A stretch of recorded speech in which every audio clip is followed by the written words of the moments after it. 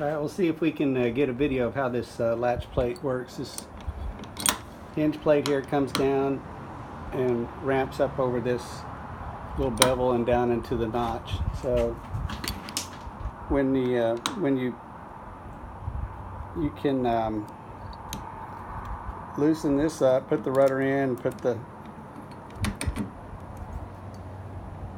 your little hinge plate down in that little notch there first, and then put the pin in. It's the easiest way to do it.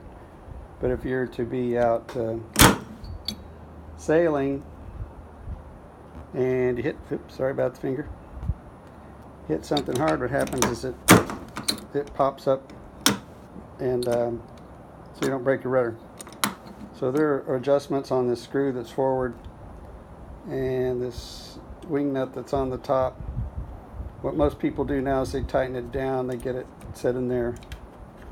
So I'll show you. We get it set, pop your rudder down, and then they'll come and tighten this.